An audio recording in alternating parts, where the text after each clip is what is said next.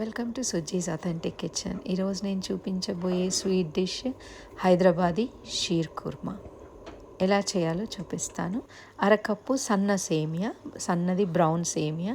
ఇది తెల్ల సేమియా అయినా పర్వాలేదు. ఇలా చేత్తో కొంచెం నలిపేసి దాన్ని అలా రెడీగా ఉంచుకోవాలి. ఇప్పుడు కావలసిన నట్స్ బాదాము, పిస్టాచు, కర్బూజా విత్తనాలు, గ్రేప్స్ అదే raisins, dry rose petals, nuts, grapes అన్నీ కలిపి 2 టేబుల్ స్పూన్లు.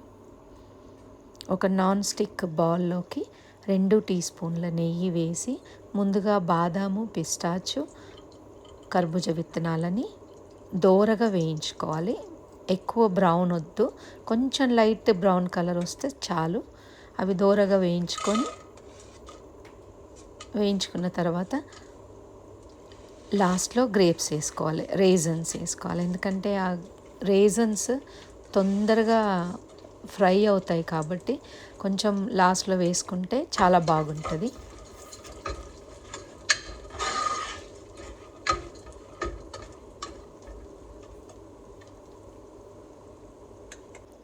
ఇగో ఇలా బ్రౌన్ అయిన తర్వాత ఇప్పుడు వీటిని వేసుకొని, గ్రేప్స్ని వేసుకొని దాన్ని మొత్తం సన్న మంట మీద వాటిని కొంచెం సేపు వేయించుకోవాలి.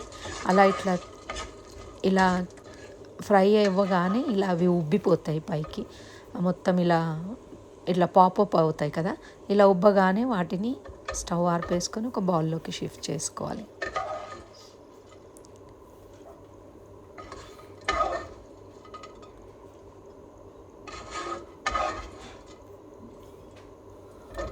అదే బౌల్లోకి ఒక 2 టీ స్పూన్ల నెయ్యి వేసి ఇప్పుడు ఆ సన్న సేమియాని వాటిని లో మంట మీద దోరగా కొంచెం ఫ్రై చేసుకోవాలి.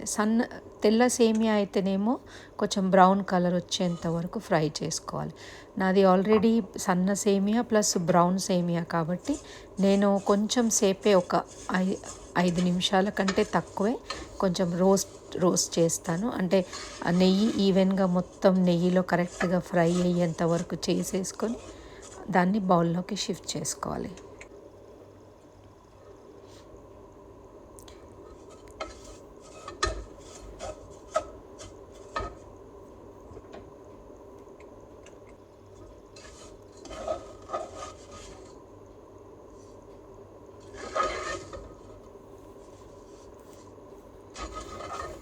ఇప్పుడు అదే బౌల్లోకి, ఎందుకంటే ఆల్రెడీ దాంట్లో కొంచెం అడుగు భాగంలో కొంచెం నెయ్యి ఉంది కాబట్టి ఇప్పుడు ఫుల్ క్రీమ్ మిల్క్, చిక్కనైన పాలని, ఏమాత్రం మళ్ళీ అందులో నీళ్ళు యాడ్ చేయొద్దు.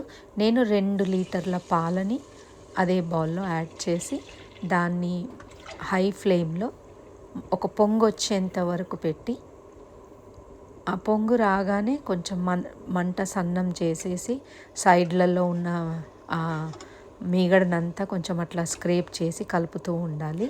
ఇంకొక 5 నిమిషాలు దాన్ని అట్లనే కొంచెం మసలనియండి.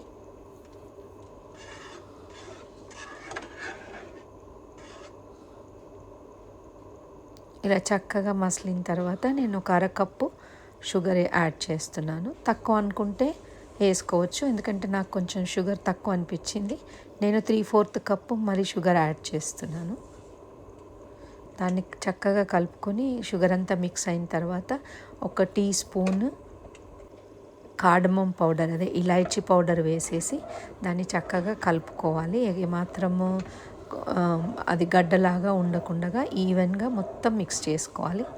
మిక్స్ అయిపోయిన తర్వాత దాన్ని ఒక 2 నిమిషాలు అట్లా మరగనివ్వండి పాలని. అది చక్కగా ఇలాచీ ఫ్లేవర్ అంతా దాంట్లోకి మిక్స్ అయిపోతుంది. ఇప్పుడు రోస్ట్ చేసుకున్న నట్స్ అన్నిటినీ యాడ్ చేసి మరొక 2 నిమిషాల పాటు వాటిని అలా కలుపుతూ ఉండాలి. అప్పుడు చక్కగా నెయ్యితో పాటు ఆ పాలు, ఆ నట్స్ అన్నీ చక్కగా మిక్స్ అయిపోతాయి. ఇప్పుడు సన్న సేమియాని, రోస్ట్ చేసుకున్న సేమియాని కూడా యాడ్ చేసి ఎంబడే దాన్ని ఒక 5 నిమిషాల పాటు మిక్స్ చేస్తూనే ఉండాలి. అలా మిక్స్ ఎందుకంటే దాన్ని మిక్స్ చేయకపోతే కొంచెం అడుగు భాగంన కొంచెం ఇట్లా గడ్డలాగా కట్టిపోతుంది.